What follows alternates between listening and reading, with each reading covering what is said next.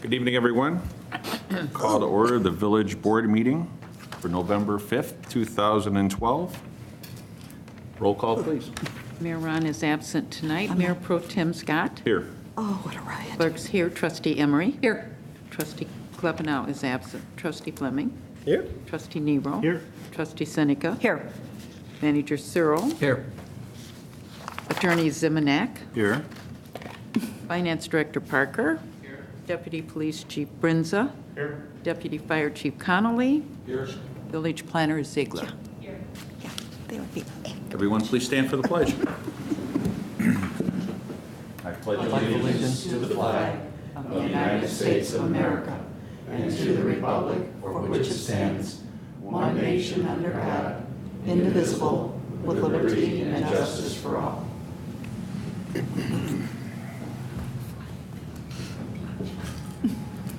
Reports. The mayor left nothing for me tonight. Village clerk. Okay, well, first of all, I'll announce your Economic Development Committee meeting on Wednesday morning, November 7th at 9:00 a.m. right here in the board area. Thank you. Executive session. And there's a Public Works Committee meeting, 6:00 p.m. Monday, November 12th at the Water Department. And then Trustee Fleming was telling me how very successful the police auction was Saturday, so that's always good to know. And on Sunday, November 11th at 11 a.m., there will be a Veterans Day ceremony at Ty Warner Park. And also on Sunday, Rotary Club is hosting a cabaret dinner at Vincent Torrey's. The doors open at 4:30. Dinner is served at 5, and the show will begin at 6. Tickets are $50 in advance or $60 at the door. You can purchase tickets by seeing any Rotary member or calling Westmont Rotary member, I should say, or call 630-344-9140. And my last comment for the night is remember to vote tomorrow. It is your right. And everybody should take advantage of this wonderful opportunity we have in this wonderful country and get out there and vote. And if you don't take the time to vote, don't complain. That's all I have to say about that. Couldn't say it any better. Thank you. Village attorney. Nothing tonight, thanks. Village manager. Just a couple things. The first thing was to respond to some comments that were made Thursday regarding the multifamily licensing inspection program, and just to kind of refresh the board of the history of that. As you know, we went through a year-long hearing process and discussion process with the landlords before we implemented it. We are in the third year of the inspection program. As you will recall, our initial push was to get into particularly the ponds area where we were having a lot of difficulties, and we were very successful to get in there and do a great number of inspections in the early part of the program. What we also did, I guess in part in response and reaction to a lot of the strong pushback we got from the homeowners, was we allowed for an awful lot of voluntary inspections where people signed up, and if they wanted to volunteer their units for inspections, we would do that. And I know that there was some criticism Thursday about not getting to some of the complexes. Last year we hit 85% of our target. This year we expect to hit 95%. I think as you see the program move forward, it will be exactly where it's supposed to be. As you know, we added some staff this year to be able to amp up those inspections. So I think there was a very specific methodology that we used, and it was understood, and I think it's being managed well, I guess, is the way I want to respond to those comments. I have data that community development has put together, which I can share with you.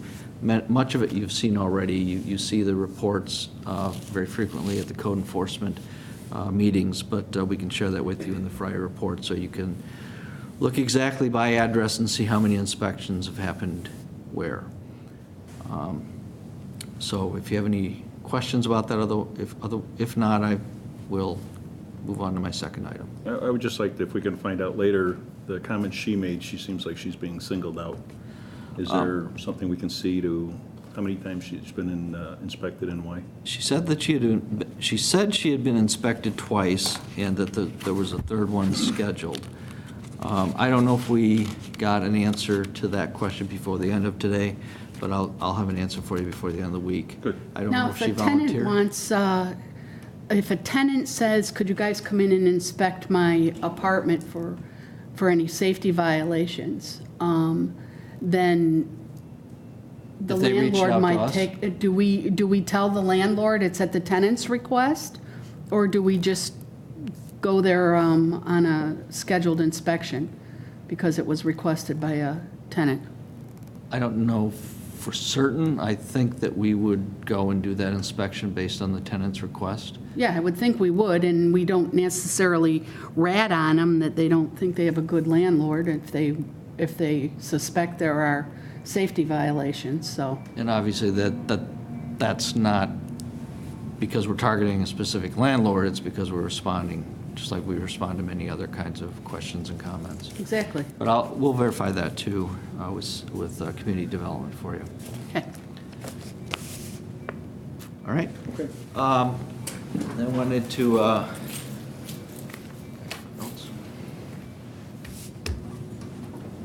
walk over here and talk a little bit more about, we already talked about the election tomorrow. Talk again about the home rule question.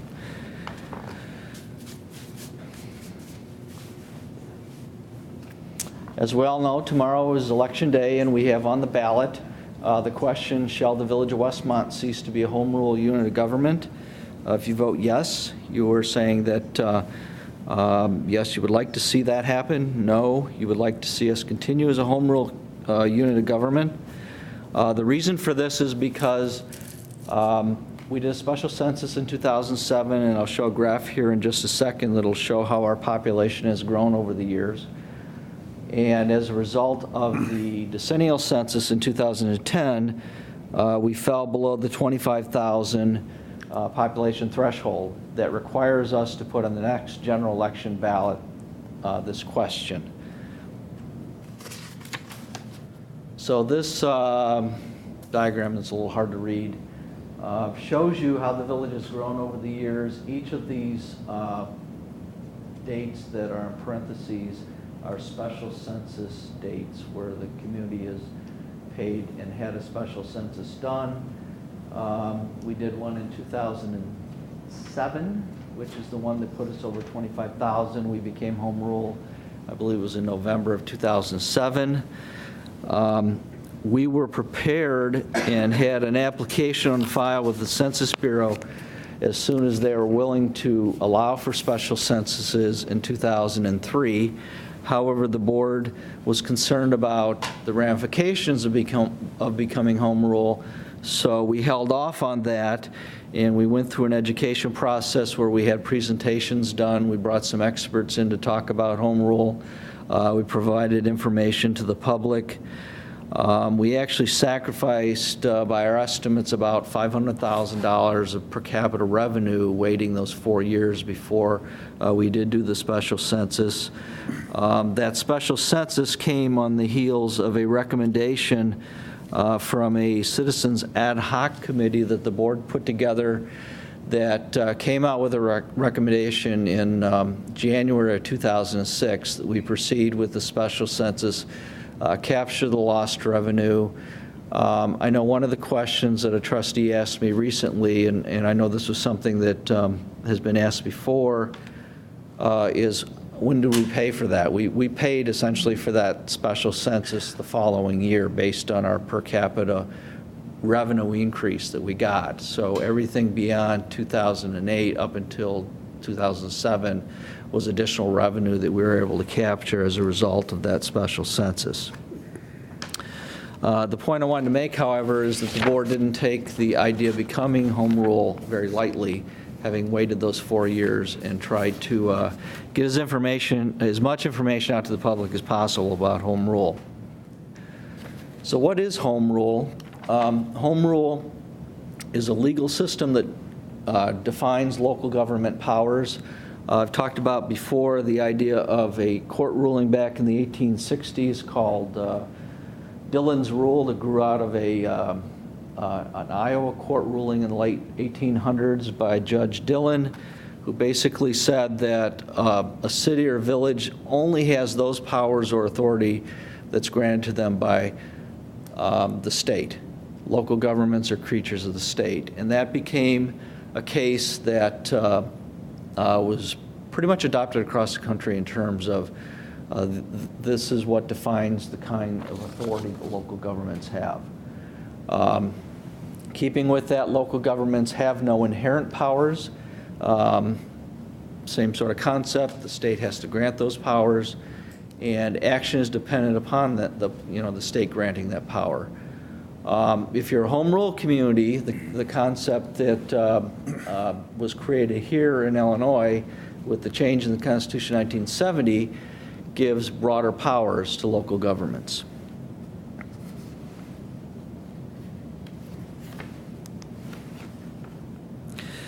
Just to help you understand a little bit about home rule in Illinois a little bit further, you automatically become home rule if you achieve 25,000 population or greater. You may also do or adopt home rule by referendum.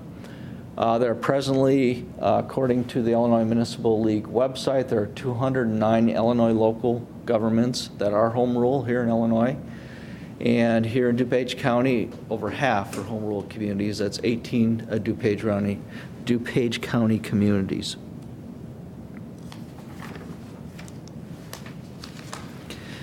There's been a number of studies done over the years about what does it mean once a community becomes home rule. The whole concept of local authority versus federal authority versus state authority has been a subject of debate almost since the beginning of our country. Here in Illinois, there's been a number of published studies that have taken place. The first one that's referenced up there, the Albritton-Banovitz study, was done about 10 years after the 1970 Constitution approved and created the concept of home rule. And the significant finding there was that no significant difference in the average property tax levy for home rule and non-home rule communities in Illinois existed at that point in time. Now, Dr. Banovitz, who was a well-known scholar at Northern Illinois University, and did some of these studies under the work that he did with the Center of Governmental Studies out of NIU, did a later study that was actually 30 years after home rule, and that's the basic conclusion of that study was legislature and the courts felt that there was little need to restrict or constrain home rule taxing powers because, again, the evidence in those scientific studies proved that there was no abuse. There was a third study done by Richard Dye and Teresa McGuire that also supported the original study that was done about 1980 by Albritton and Banovitz. And that study was done, well, I don't have the exact date here, but that was done obviously following that 30-year study. There have been, and I think this is really important to note, there have been no published studies since home rule became effective in Illinois that either question or dispute the findings in any of these studies. When I say published, I'm talking about scientific published studies. I'm not talking about opinion pieces that people may have put out there.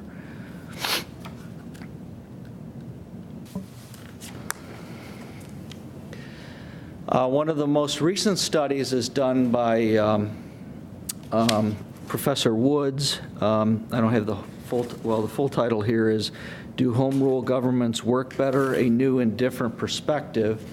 And what he did was not only did he look at Illinois communities, but he also looked across the country because other states have home rule concepts that are similar. And what he found in his study is that there is no evidence of power misuse by communities that have greater authority that are equivalent to home rule status They found that they are more likely to foster programs that protect and embrace the quality of community life in those communities. And they found that they are better able to use deficit-reducing strategies to reduce budget deficit issues and control the growth of government, actually. That study came out in 2011.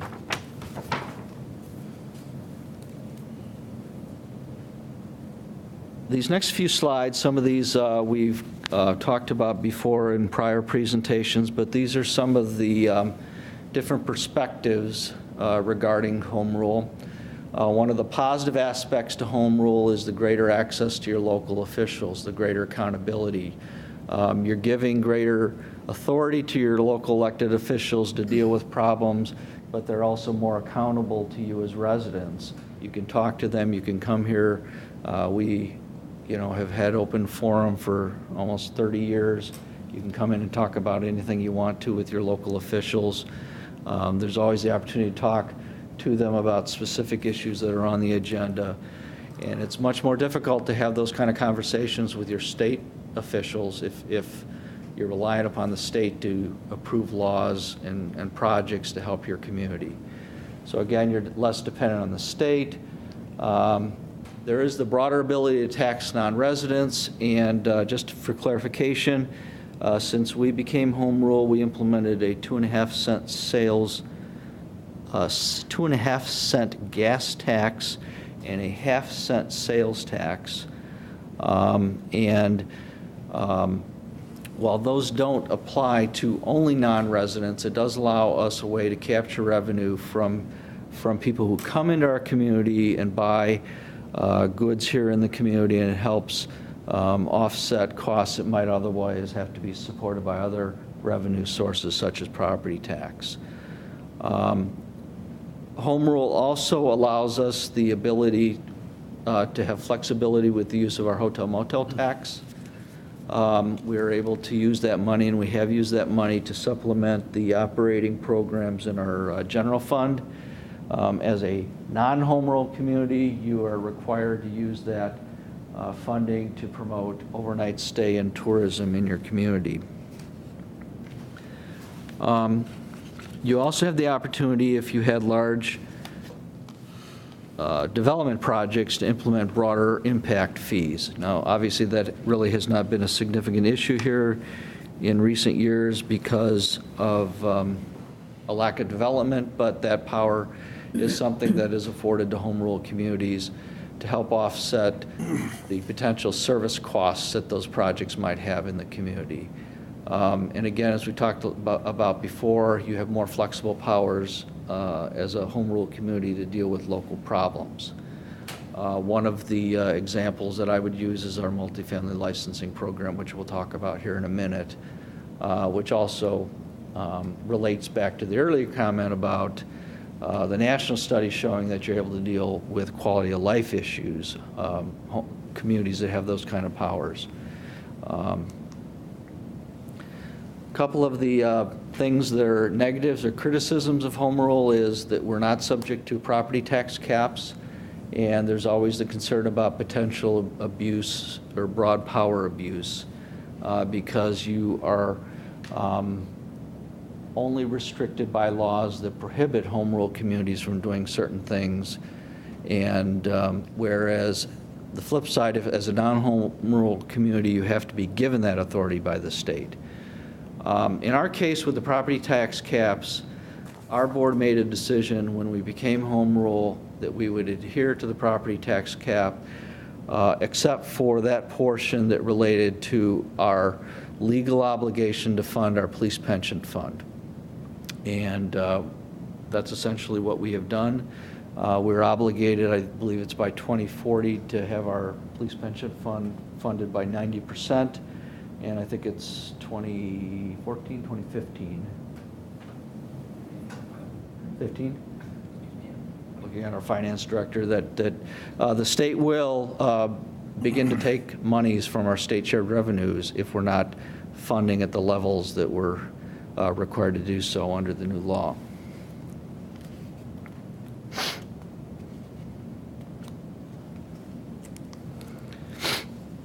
Some of the misconceptions that I wanted to cover that we've heard about. Home rule is that it authorizes you to ignore Bill of Rights and the Constitution. That's simply not true. In fact, home rule authority comes from the state of Illinois Constitution. And obviously, state constitutions do not allow you to usurp the federal Constitution or the Bill of Rights. It doesn't create another governmental taxing body. We have quite a number of those here in Illinois already, and this does not in any way create another one. It doesn't create another level of government either. As we talked about before, one of the main reasons that we wanted to achieve home rule status was the ability to implement the multifamily licensing program. One of the sort of myths out there, misconceptions, is that we did that solely to generate revenue. I think we generate maybe on the positive side somewhere under $10,000 annually from that program, and that certainly is not a big revenue gain for the village at all in terms of the cost. And when you look at our total budget, it's a very small percentage of a multi-million-dollar budget. Another misconception is that village infrastructure has suffered at the expense of personnel costs, and that is related to the home rule issue. Already talked a little bit about the reasons we went forward with the special census. We wanted to capture the state shared revenue. We did specifically want to go after the multifamily licensing program, and the main reason for that, and I'll show these slides, which are very hard to see here, but they are available on our website. If you look over here at the left, this is the heading of the slide is percentage of owner-occupied housing for all, and we're at 54.3% in the county. The community average here is 77%, and some of these communities, this goes beyond DuPage County. We added in some communities that already had multifamily licensing programs to demonstrate even further how we compare to communities that already had successful multi-licensing programs that also saw a need to try to address the concern of those complexes in their communities. This next slide shows a comparison of number of complexes with 10 or more units per 1,000 residents. Now, we're not at the top here. Lisle actually is, but we're second from the top. We have a large number of large complexes south of 55th Street, many of them that were built in the 60s and the 70s, and the mayor and the board felt it was critical to implement the multifamily licensing program so that we would have an opportunity to do more inspections within the buildings to be able to help improve the quality of life for the residents in a very, very significant portion of our population. Going back to the comment earlier about infrastructure suffering at staffing or as a result of staffing costs, I don't think it's a big surprise to people that all across the state and really the nation, infrastructure has suffered in these economic times. It's just been difficult to be able to keep up with all the infrastructure expenditures that we need to maintain. We do have projects that are going on each year and will continue to go on each year. But what I really wanted to draw attention to is that since when the economy started to really get bad in 2007, the number of employees in our workforce has continued to decline. Our number of full-time employees has declined. Our part-time number has stayed fairly steady. It's gone up a bit, but the primary reason that we have so many part-time folks is because of our fire department. We have a very unique fire department. It's recognized as such, and it's actually held up as a model way to run a fire department. The Metropolitan Mayor's Caucus did a study a couple years ago that looked at our combination department, which means essentially you've got full-time people at the top of the department and you've got part-time people that are working below the department. We don't have a pension as a result of that, which is a huge saving to the residents. So we employ more firefighter employees than maybe a typical community does, but we don't have pension funds associated with that, and these are part-time folks that volunteer in a sense. They sign up when they're able to work our various shifts. However, many, if not most of them, are full-time firefighters and paramedics in other departments, so they have the same exact professional training that you would find in full-time departments. Our salaries, employee salaries, it did continue to go up after 2007. We had some contractual obligations through our one union. We were able to renegotiate that, and as you can see from the graph, those numbers are dropping and have dropped fairly significantly since we were able to renegotiate that particular contract. The other thing I wanted to point out, and it kind of relates back to one of the study's comments, is that our board has been able to do, with a combination of cuts and using things like the 2.5 cent gas tax and the 0.5% sales tax to improve our emergency reserve situation. We established a policy in 2002 of 20%, which we've never ever actually been at that level. We were beginning to recover to that point until you saw the Great Recession that started in 2007. However, the board's done a great job in the budgeting process, and our department heads have done a great job in monitoring the budget, and we're starting to see those cash reserves recover to where we would like to see them. If we end up losing home rule, our estimates based on the 2.5 cent gas tax and the 0.5 cent sales tax is a potential loss of about $2 million of currently budgeted revenue. That would mean we're going to have to look at further budget cuts, programs, and service reductions. Any other available alternative revenue increases. There won't be a lot to look at as a non-home rule community. But those are things that the board will have to look at to put in perspective what that $2 million means in our budget.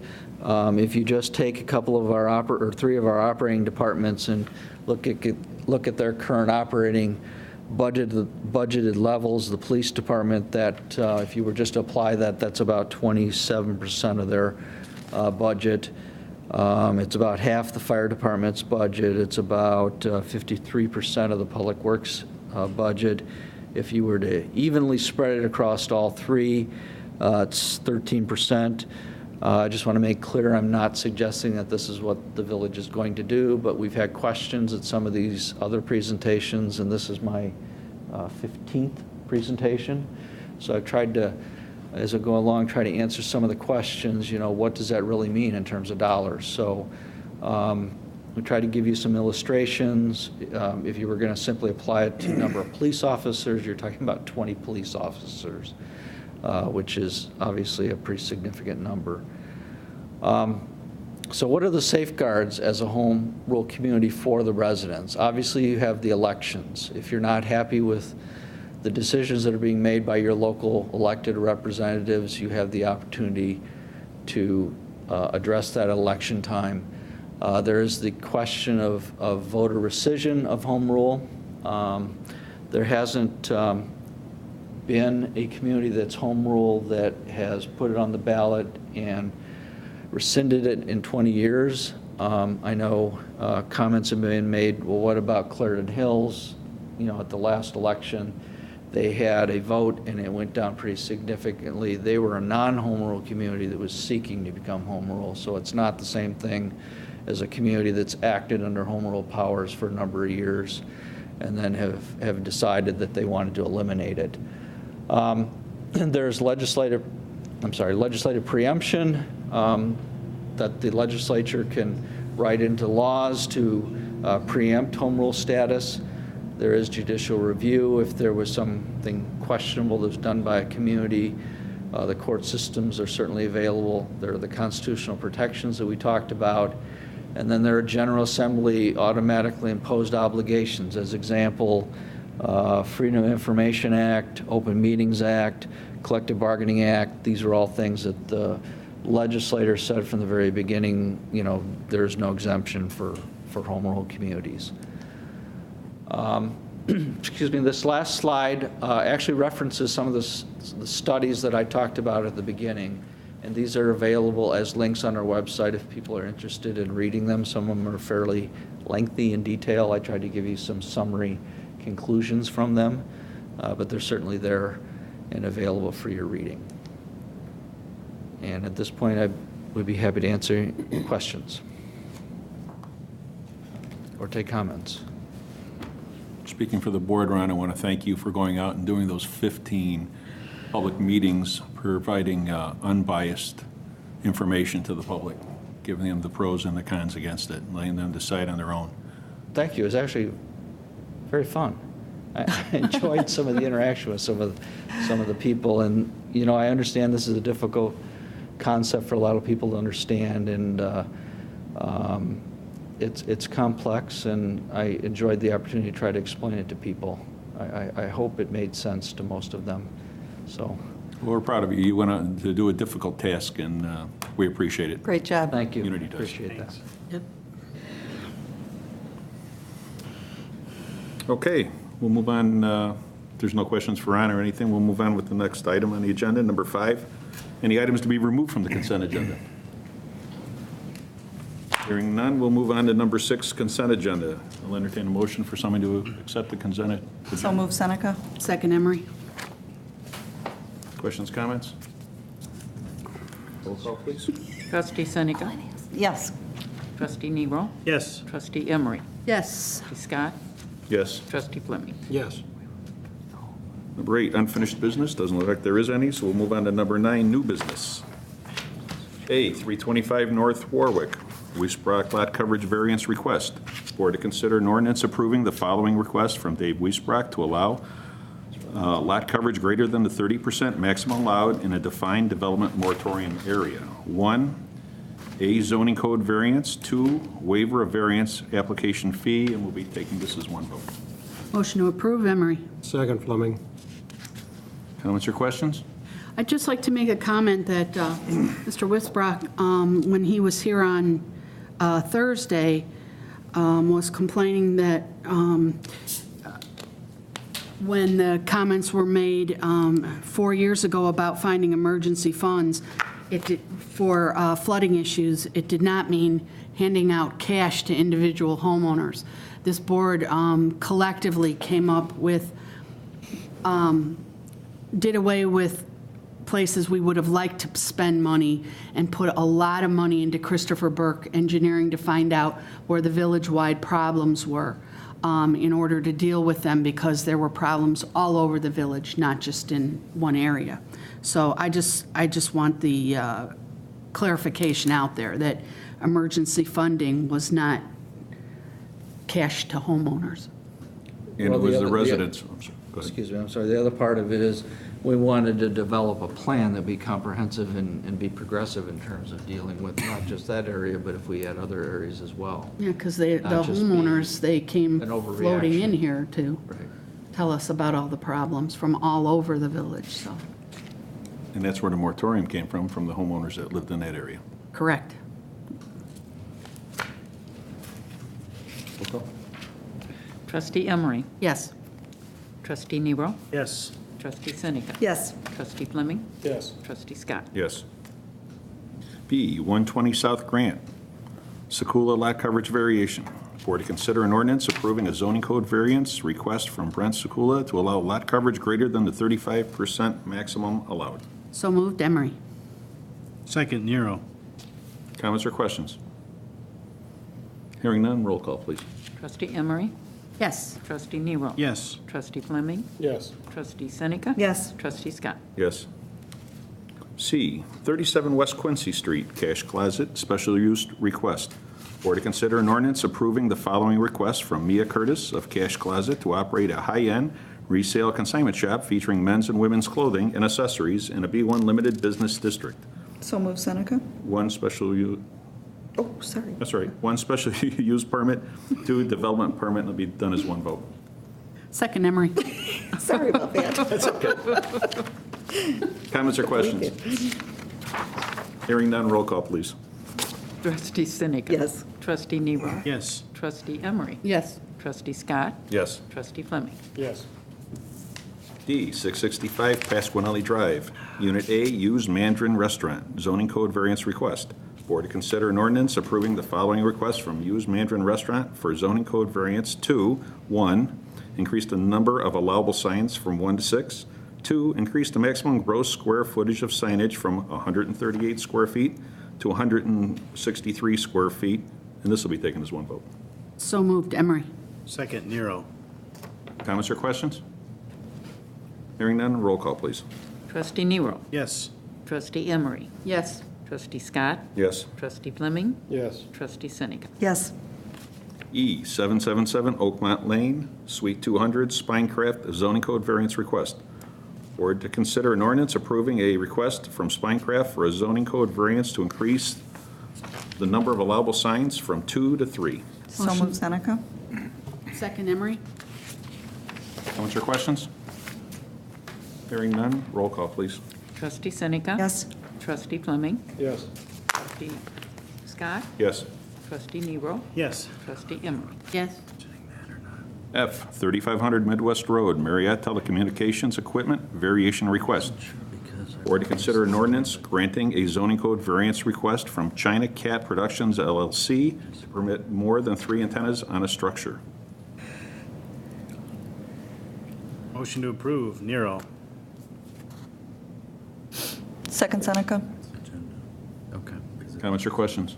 They're making me crazy with all those antennas up there, but that's just my opinion. I know down. Any other comments or questions? Hearing none, roll call, please. Trustee Nero. Yes. Trustee Seneca. Yes. Trustee Fleming. Yes. Trustee Scott. Yes. Trustee Emery. No. G, Downtown Development Grant, 17 West Quincy Street. Board to consider an ordinance approving a downtown development grant request from West Suburban Alano Club. Motion to approve, Emery. Second, Nero. Comments or questions? Roll call, please. Trustee Emery. Yes. Trustee Nero. Yes. Trustee Seneca. Yes. Trustee Fleming. Yes. Trustee Scott. Yes. H, 2012 Westmont Holiday Celebration. Board to consider an ordinance approving the following requests from the Westmont 2012 Holiday Celebration. 1, permit amplified sound in the downtown business district near Westmont Center on November 23rd, 2012, from 5 p.m. until 10 p.m. for the holidays opening ceremony. 2, close the first block of West Quincy Street on November 23rd, 2012, from 2 p.m. until 10 p.m. for the holidays opening ceremony. 3, close a section of Cass Avenue from Traby to 55th Street on November 23rd, 2012, from 6:15 p.m. until 8 p.m. for the Frosty and Friends Night Parade. 4, close off sections of several streets between Burlington Avenue and Traby, west of Cass Avenue on November 24th, 2012, from 7 a.m. until 10 a.m. for the holidays 5K Family Run Walk. Motion to approve, Emery. Second, Nero. Comments or questions? Yeah, somebody please, by then, put some weight on Frosty. Looks a little thin. Any other comments or questions? If not, roll call, please. Trustee Emery. Yes. Trustee Nero. Yes. Trustee Fleming. Yes. Trustee Scott. Yes. Trustee Seneca. Yes. Aye, resolution for maintenance of streets and highways by a municipality under the Illinois Highway Code. Board to consider adopting an Illinois Department of Transportation resolution for the resurfacing of a portion of Liberty Boulevard and Parkway Avenue as part of the Downers Grove Township upcoming resurfacing project. Motion to approve, Emery. Second, Nero. Comments or questions? Hearing none, roll call, please. Trustee Emery? Yes. Trustee Nero? Yes. Trustee Seneca? Yes. Trustee Scott? Yes. Trustee Fleming? Yes. J, transfer of all phone services to a new provider. Board to consider an ordinance approving a contract with Call One, Inc. for all village telephone services. So moved, Seneca. Second, Nero. Comments? Hearing none, roll call, please. Trustee Seneca? Yes. Trustee Fleming? Yes. Trustee Scott? Yes. Trustee Emery? Yes. Trustee Nero? Yes. K, proposed aggregate property tax levy. Board to consider a motion determining the proposed aggregate tax levy as required by the Truth in Taxation Act 35 IL CS 200/18-55. Motion to approve, Emery. Second, Nero. Comments or questions? It's below the tax cap. I just wanted to emphasize that in case anyone wasn't following it. Thank you for notifying us. Roll call, please. Trustee Emery? Yes. Trustee Nero? Yes. Trustee Seneca? Yes. Trustee Fleming? Yes. Trustee Scott? Yes. L, American Indian Heritage Month. Board to consider a proclamation to declare the month of November 2012 as American Indian Heritage Month. In exchange for the honor of reading these next two proclamations, if you would allow me to bring up one or the other at the end of the agenda, I'd be happy to read these. I'll split the difference with you, and I'll read one, you read one. Which one do you want? I'll take this one, Okay. since I'm already here. Negotiations. Make a deal. Yeah, but are you allowed to bring something up at the end? He never answered that. He didn't That's answer that. hanging out there. Whereas, Do I get my part of the bargain? Sure. Whereas, All right. Whereas the history and the culture of our great nation has been significantly influenced by American Indians and indigenous people, and whereas the contributions of American Indians have enhanced the freedom, prosperity, and greatness of America today, and whereas their custom and traditions are respected and celebrated as part of a rich legacy throughout the United States, and whereas Native American Awareness Week began in 1976 and recognized was expanded by Congress and approved by President George H.W. Bush in August 1990, and proclamations issued by President Barack Obama designating the month of November as National American Indian Heritage Month. And whereas, in honor of National American Indian Heritage Month, community celebrations have been planned, as well as numerous cultural, artistic, educational, and historical activities. And now, therefore, be it resolved that William H. Ryan, by the virtue of the authority invested in him as the mayor of the village of Westmont, Illinois, does hereby proclaim November as the Village of Westmont American Indian Heritage Month, and urge all of our citizens to observe this month with appropriate programs, ceremonies, and activities. motion to approve, Emery. Second, Seneca. Comments or questions? Roll call, please. Trustee Emery? Yes. Trustee Scott? Yes. Trustee Fleming? yes. Trustee Seneca? Yes. Trustee Nero? Yes. M, Pancreatic Cancer Awareness Month. Board to consider a proclamation declaring November 2012 as Pancreatic Cancer Awareness Month. This will be read by our manager. Whereas in 2012, an estimated 43,920 people will be diagnosed with pancreatic cancer in the United States, and 33,390 will die from the disease, and whereas approximately 2,670 pancreatic cancer-related deaths will occur in Florida in 2012, and whereas pancreatic cancer is one of the deadliest cancers, is the fourth leading cause of cancer death in the United States, and is the only major cancer with a survival rate in the single digits at only 6%, and whereas when symptoms of pancreatic cancer then present themselves, an optimistic prognosis is unlikely. 74% of pancreatic cancer patients die within the first year of their diagnosis, and 94% of pancreatic cancer patients die within the first 5 years. And whereas there's no cure for pancreatic cancer, and there have been no significant improvements in survival rates in the last 40 years, and whereas the Pancreatic Cancer Action Network and its affiliates in Westmont support those patients currently battling pancreatic cancer, as well as those who have lost their lives to the disease and are committed to nothing less than a cure. Whereas the good health and well-being of the residents of Westmont are enhances as a direct result of increased awareness about pancreatic cancer and research into early detection, causes, and effective treatments. Now therefore, I, William H. Ron, by the virtue of the authority vested in him as mayor of the Village of Westmont, do hereby announce and proclaim to all citizens and set seal hereto that November 2012 is Pancreatic Cancer Awareness Month in Westmont, Illinois.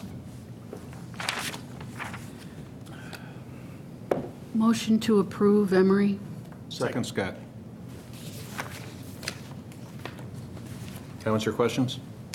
Pancreatic cancer doesn't reserve itself for 1 month a year, so I think it's better off if people stay aware of it 24/7, 365.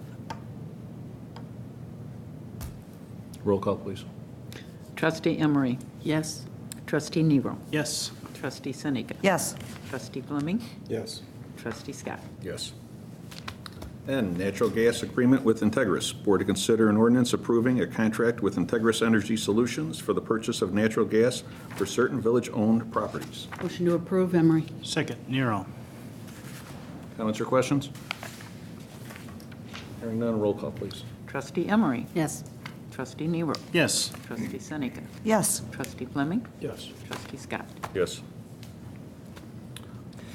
The last item I had, which was really just information, I forgot to bring it up earlier. I'd like to probably have an item on the next agenda to consider participating in a group that includes the mayors and managers and the Metropolitan Mayor's Caucus. The Illinois Commerce Commission is looking to make some rule changes to the municipal electric aggregation process that we feel might be detrimental in the future if we try to go out and do something similar to what we've done. This requires a participation by providing some funding to a law firm that will be representing this collective group, and it'll be about $350 per municipality. So I wanted to mention this, and if it's okay, we'll put this on the agenda for the next meeting for consideration. We think it'll help protect our interests going forward and help save money for our residents. We're all for that. Sounds good. Thanks. Since I've got the last word, I'm just going to echo what the clerk said, and please get out there and vote. There is absolutely no excuse why not to. So please do it. And there's no request for executive session, so I'll entertain a motion to adjourn. So moved, Emery? Second, Nero. Roll call, please. Trustee Emery? Yes. Trustee Nero? Yes. Trustee Seneca? Yes. Trustee Scott? Yes. Trustee Fleming? Yes. We're adjourned. Thank you very much.